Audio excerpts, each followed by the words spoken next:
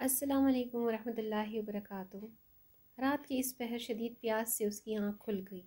Side table پر رکھا جگ خالی تھا۔ وہ جگ لے کر کچن کی جانب بڑھی کہ ایک آواز نے اس کے قدم جکڑ لیے۔ وہ شاید کسی کی ہچکیوں سے رونے کی آواز تھی۔ وہ آگے بڑھی، آواز واضح ہوتی چلی گئی۔ اس نے قدم اماں کے کمرے کی طرف بڑھا دیے۔ ذرا سا دروازہ دھکیلا تو کھلتا چلا گیا۔ کمرے کے وسط میں جائے نماز بچھائے اماں زاروں قطار رو رہی تھیں، ہاتھ دعائیہ انداز میں بلند تھے، آنکھیں بند اور کانپتے لبوں پر نہ جانے کون سی دعائیں مچل رہی تھیں۔ ابھی شام تک تو ٹھیک ہی تھیں، اب ایک دم ان کا چہرہ جھریوں زدہ دکھائی دینے لگا تھا۔ اطمینان اور مسکراہٹ کی جگہ کرڑ میں لے تھی۔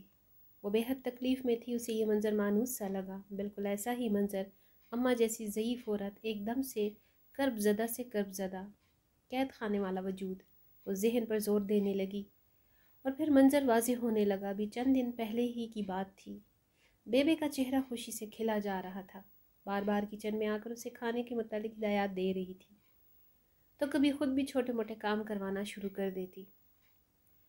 سمرہ کو ان کی بے تابی دیکھ کر عجیب سی چڑ ہو رہی تھی۔ یہ نہیں کہ وہ کام چور تھی، یہاں مہمان نوازی نہیں تھی۔ گھر میں جتنے بھی مہمان آتے وہ خندہ پیشانی سے استقبال کرتی، لیکن شکور اور شائستہ کے آنے کی خبر سن کر ہی اس کا موڈ آف ہونے لگتا۔ بیبے کے چھوٹے بیٹے اور چھوٹی بہو بے حد لاڈلے، ان کے آنے کی خبر سن کر سارا سال چہرے پر چھایا اداسی کا تاثر لمحوں میں زائل ہو جاتا، اور جتنی بھی خدمت کر لیتی یاد ان کو ہی کیا جاتا۔ وہ اس بات پر تپ جاتی، خدمت میں کروں اور دعا وہ مفت میں وصولیں۔ سارا غصہ شمس کے سامنے نکلتا۔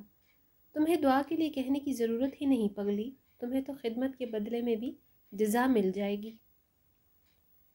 اماں کو پتہ ہے کہ وہ نالائق ہیں، انہیں دعاؤں کی زیادہ ضرورت ہے۔ نرم مزاج شمس محبت سے اسے سمجھاتے۔ بہلائیے نہ مجھے، وہ روٹھ جاتی۔ اگر ان کو نالائق مانتی تو یوں ان کے آنے پر خوش نہ ہوتی۔ صاف ناراضی ظاہر کرتی، ایک اور منطق میں ضرور دیتی، وہ مسکرا دیتے۔ مائیں ناراض نہیں ہوا کرتی، مجھ سے تو وہ ہر وقت ناراض رہتی ہیں۔ وہ منہ بناتی جیسے تمہیں ناراض کرتی ہو۔ یہ مان ہے، میرا پیار بھرا مان، وہ جو تم پر کرتی ہیں۔ وہ کتاب ایک طرف رکھ دیتے، کیونکہ وہ جانتی ہیں شائستہ پر اس سب کا کچھ اثر نہیں ہوتا، لیکن تم انہیں کبھی مایوس نہیں کرو گی۔ پتہ ہے مجھے کیا لگتا ہے؟ تھک ہار کر وہ ان کے قریب آ جاتی۔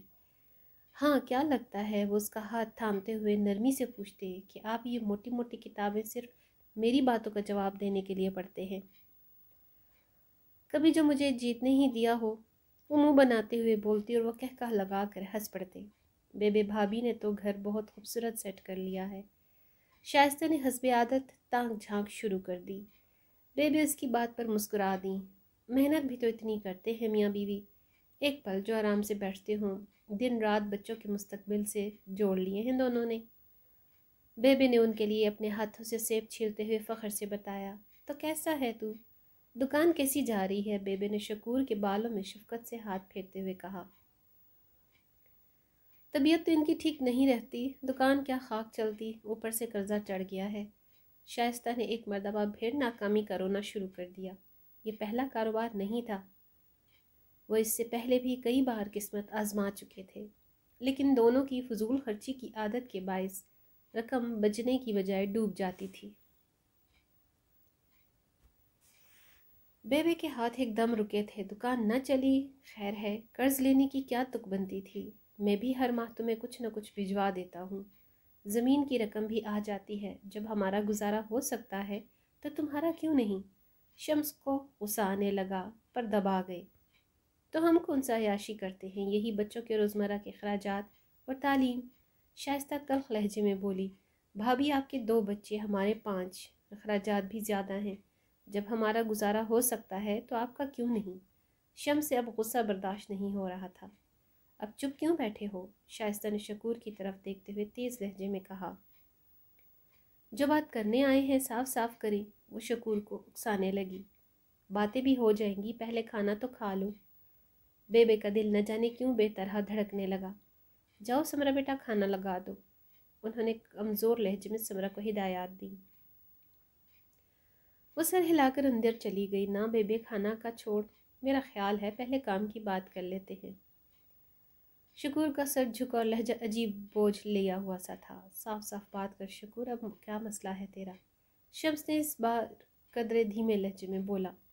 लाला, अब हमारा गुजारा नहीं होता, बस इसीलिए हम दोनों ने सोचा है कि नहर वाली ज़मीन बेच दें। बेबे का मुंह खुल गया। शम्स, तू अपनी जगह से उठ खड़े हुए, तेरा दिमाग ख़राब है? अब पुरखों की ज़मीन बेचेगा? बेबे को भी गुस्सा आ गया। पुरखों से ज़्यादा ज़िंदगी जी हम हैं बेबे। फिर हमारा भी दिल करता है कि लाला और भाभी की तरह हमारा भी अच्छा घर हो और बच्चे आला तालीम हासिल करें। शाइस्ता ने शकूर के झुके सर को देखते हुए खुद बात संभाल ली। हाँ तो लाला और भाभी की तरह मेहनत करो ना, बच्चों से उनका हक क्यों छीन रहे हो? बेबे पहली बार तल्ख हो गई। बेबे, शाइस्ता से इस तरह बात मत करे, वरना शकूर का झुका सर यकलख्ती उठा था। शाइस्ता के लब हुआ। फातिहा न मुस्कुराहट उभरी। बेबे तो बेटे का चेहरा ही देखती रह गई।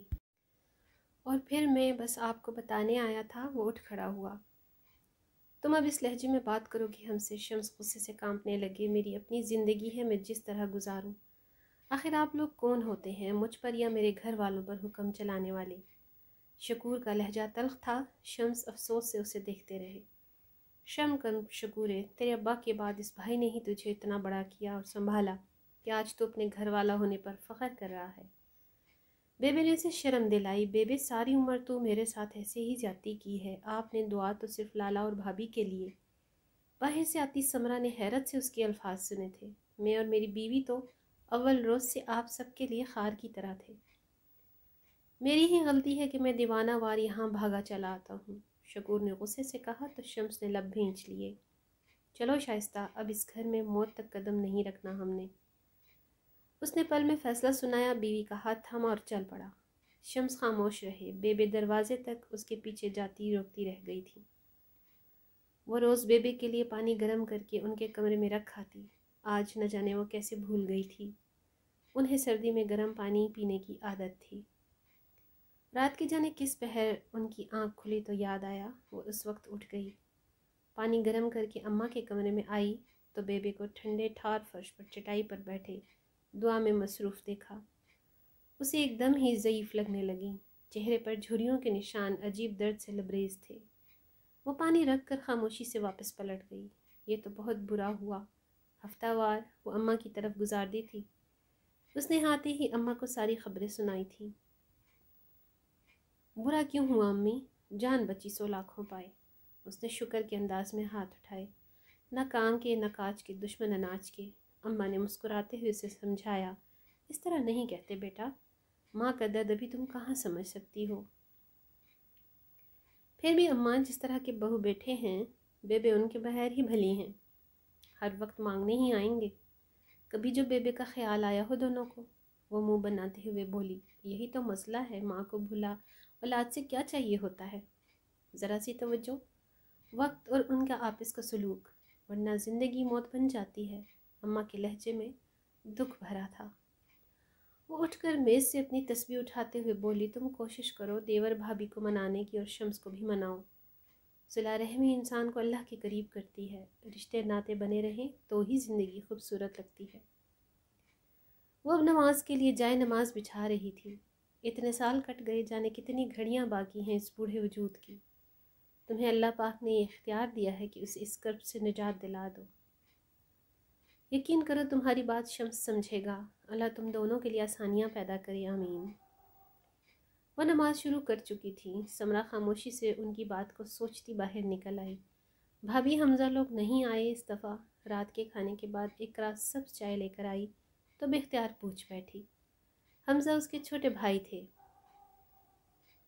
अलग घर में रहते, मगर हफ्ता या इतवार को ज़रूर अम्मा के पास आते। इस बार वो इसलिए भी हैरान थी कि घर वालों से हमेशा की तरह हमज़ा के बारे में कोई बात नहीं सुनी थी,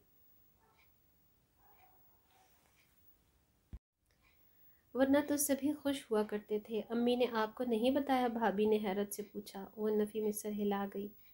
हमज़ा कुछ दिन पहले आया था। हमज़ा और अली की किसी बात पर लड़ाई हो गई, बस तब से बातचीत बंद है। अम्मा को भी फ़ोन करने से मना कर दिया है अली ने। खुद हमज़ा को भी तौफीक नहीं हुई कि अम्मा का हाल पूछे। वो अफसोस से बताने लगी, मैंने अली को समझाने की बहुत कोशिश की है, लेकिन उसके लहजे में नाकामी झलक रही थी। لیکن بات کیا ہوئی وہ حیران تھی۔ حمزہ کو اس گھر میں اپنے حصے کے پیسے چاہیے، وہ بھی فوراً، اور علی کے پاس اتنی رقم نہیں ہے۔ حمزہ چاہتا ہے وہ گھر بیچ دے۔ اقرا کے لہجے میں دکھ تھا، وہ ویسے ہی نرم مزاج اور احساس سے لڑکی تھی۔ سمرہ نے بے دلی سے چائے کا کپ میز پر رکھ دیا، اور رات کے اس پہر اماں کو یوں کرب زدہ دیکھ کر اسے بے اختیار بیبی کی یاد آ گئی۔ وہ واقعی اس وقت اسے قریب المرگ محسوس ہوئی تھی، جیسے اس کی اپنی امی۔ سب کچھ کس قدر صاف ہو گیا تھا۔ دل کی قدورتیں ایک انسان ہی ڈالتا ہے، دوسرا انسان آسانی سے صاف کر سکتا ہے اگر اللہ اسے توفیق دے، اگر وہ کرنا چاہے تو۔ اقرا یہ سمرہ کیا کما رہی ہے؟ اقرا یہ ثمر کما رہی تھی، اللہ نے اسے یہ توفیق دی تھی، وہ اس توفیق سے جزا پا رہی تھی، اور وہ خود بھی تو بیبے سے پیار کرتی تھی، کیونکہ ان کے کرب میں لپٹی جھریوں کو نظر انداز نہیں کر سکتی تھی۔ وہ دبے پاؤں وہاں سے پلٹ آئی۔ صبح صبح کیوں؟ کہیں جا رہی ہو؟ خیریت تو ہے نا؟ اگلے دن صبح اسے جانے کے لیے تیار دیکھ کر اماں کا دل ہول اٹھا۔ گھر جا رہی ہوں اماں۔ ساری رات بیبے کے پریشان چہرے نے سونے نہیں دیا۔ اب جا کر شمس کو راضی کرنے کی کوشش کروں گی، جو بھی ہو معاملہ مل جل کر حل کر لینا چاہیے، قطع تعلق کر لینا کہاں کی دانشمندی ہے۔ ان دونوں کو تو بوڑھی بیبے کے کرب کا اندازہ ہی نہیں، میں انہیں کم از کم ایسے نہیں دیکھ سکتی۔ ان کے دل میں اطمینان بھرتی وہ گھر سے نکل آئی۔ اماں، حمزہ کا فون آیا ہے۔ اقرا کی خوشی سے بھرپور آواز نے ان کی آنکھیں نم کر دی تھی۔ کرب ایک دم ہی سکون میں بدل گیا تھا۔ ویڈیو اگر اچھی لگے، پسند آئے تو شیئر ضرور کیجیے گا۔ چینل پر نئے ہیں تو سبسکرائب بھی کر لیجیے۔ اگلی ویڈیو تک اللہ حافظ۔